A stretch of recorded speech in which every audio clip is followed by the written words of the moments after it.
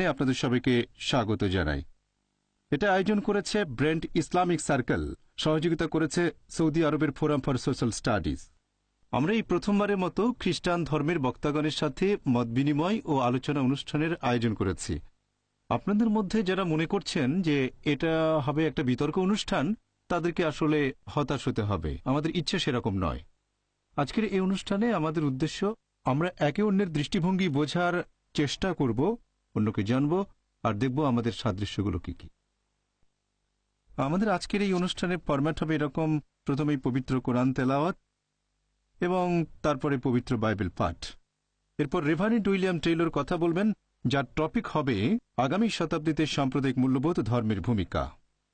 তারপর ইন্ডিয়ার ডক্টর জাকির নায়েক বলবেন ফ্যামিলি ভ্যালুজ সম্পর্কে। এরপরে রেভারেন্ড ডক্টর উইলিয়াম টেইলর আবারও দর্শকদের উদ্দেশ্যে কথা বলবেন 5 মিনিট ধরে। এরপর 1 ঘন্টা চলবে প্রশ্ন ও উত্তর পর্ব। সব প্রশ্নই চিরকুটে দিতে হবে। প্রত্যেকের সিটের পাশেই কাগজ আছে। কেউ যদি প্রশ্ন করতে চায় তাহলে সেটা কাগজে লিখে আমাদের সামনে টেবিলের উপর রেখে দেবেন। আমরাও সবগুলোর উত্তর দেওয়ার জন্য যথাসাধ্য চেষ্টা করব। আমি এখন অনুরোধ করছি ভাই তৈয়ব শরীফকে আসার জন্য। তিনি এবছর এ লেভেল শেষ করে বিশ্ববিদ্যালয়ে ভর্তি হবেন। তিনি এখন কোরআন তেলাওয়াত করবেন। তৈয়ব। أعوذ بالله من الشيطان الرجيم فما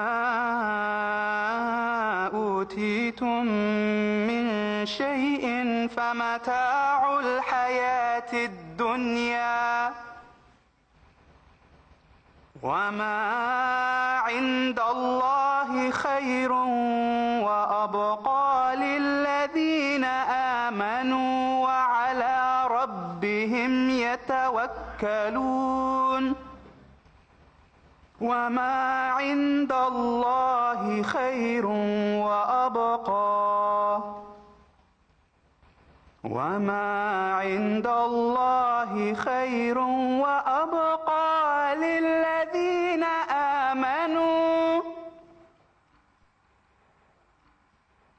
وما عند الله خير وأبقى للذين آمنوا وعلى ربهم يتوكلون والذين يجتنبون كبائر الإثم والفواحش وإذا ما غضبوا هم يغفرون والذين استجابوا لربهم وأقاموا الصلاة وأمرهم شورى بينهم ومما رزقناهم ينفقون والذين استجابوا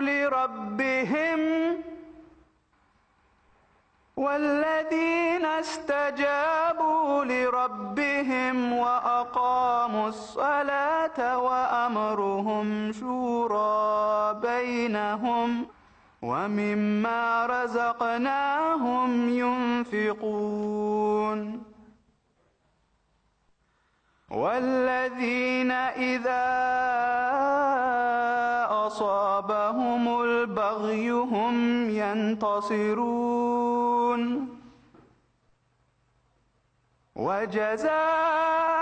وجزاء سيئة سيئة مثلها فمن عفا وأصلح فأجره على الله فمن عفا وأصلح فأجره على الله إنه لا يحب الظالمين ولمن انتصر بعد ظلمه فأولئك ما عليهم من سبيل ولمن انتصر بعد ظلمه فأولئك ما عليهم من سبيل إنما السبيل على الذين يظلمون الناس ويبغون في الأرض بغير الحق أولئك لهم عذاب أليم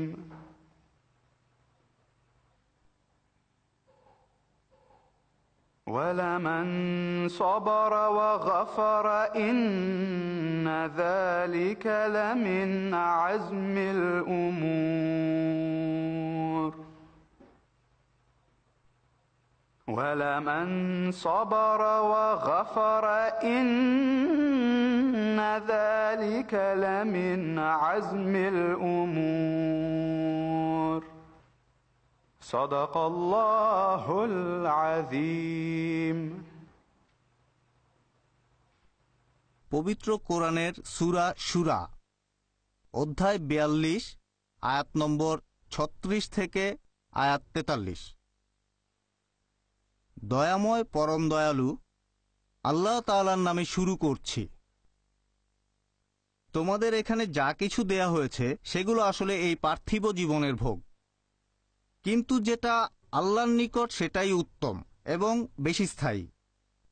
এটা তাদের জন্য যারা ঈমান আনে এবং তাদের প্রতিপালকের উপর নির্ভর করে, যারা গুরুতর পাপ আর অশ্লীল কাজ থেকে বিরত থাকে এবং যখন তারা রাগান্বিত তখনও তারা ক্ষমা করে, যারা প্রতিপালকের আহ্বানে সাড়া দেয় এবং নিয়মিত সালাত আদায় করে, নিজেদের মধ্যে পরামর্শের মাধ্যমে বিভিন্ন কাজ সম্পন্ন করে এবং আমি যা রিজিক দিয়েছি তা থেকে তারা ব্যয় করে, এবং যারা অত্যাচারিত হলে তার প্রতিশোধ গ্রহণ করে, তারা কাপুরুষ নয় বরং তারা নিজেদের রক্ষা করে।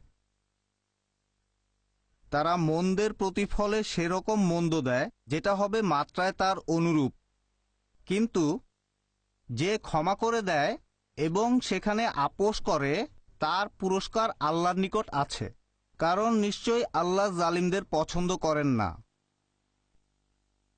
তবে যদি কেউ অত্যাচারিত হওয়ার পর আত্মরক্ষার চেষ্টা করে, প্রতিবিধান করার চেষ্টা করে, তাদের বিরুদ্ধে কোনো ব্যবস্থা নেওয়া হবে না। কেবল তাদের বিরুদ্ধে ব্যবস্থা নেওয়া হবে যারা মানুষের উপর অত্যাচার করে এবং পৃথিবী জুড়ে যারা বিদ্রোহী আচরণ করে, ন্যায়নিষ্ঠা ও সুবিচারকে উপেক্ষা করে তাদের জন্য রয়েছে খুবই ভয়ঙ্কর শাস্তি। তবে যদি কেউ ধৈর্য ধারণ করে এবং ক্ষমা করে, তাহলে তো নিশ্চয়ই সেটা দৃঢ় সংকল্পের কাজ। সাদাকাল্লাহুল আজিম। অনেক ধন্যবাদ তৈয়ব। এবারে আসছেন ভাই ব্রায়ান কেক, তিনি বার অফ হ্যারোর লোকাল কাউন্সিলর। ভাই ব্রায়ান পবিত্র বাইবেল পাঠ করে শোনাবেন। আমি বাইবেলের দুইটা অনুচ্ছেদ পড়ব, একটা ওল্ড টেস্টামেন্ট থেকে, অন্যটা নিউ টেস্টামেন্ট। ওল্ড টেস্টামেন্টের বুক অফ সামস অধ্যায় নম্বর 133। তোমরা দেখো এটা কত সুন্দর আর মনোরম যখন ভাইয়েরা সঙ্গবদ্ধ হয়ে বাস করে। এটা যেন সেই সুগন্ধি তেলের মতো যেটা হারুনের মাথায় দেয়া হয়েছে আর দাড়িবে গড়িয়ে পড়েছে, এবং তার পোশাকেও সেটা গড়িয়ে পড়েছে। এটা হরমোন পর্বত থেকে আসা বৃষ্টির মতো যা সিয়ন পর্বতের উপর ঝরে পড়ছে, কারণ সিয়নে প্রভু তার আশীর্বাদ দিয়েছিলেন, অনন্ত জীবনের আশীর্বাদ। এবার আমি নিউ টেস্টামেন্ট থেকে কয়েকটা অনুচ্ছেদের উদ্ধৃতি দিচ্ছি।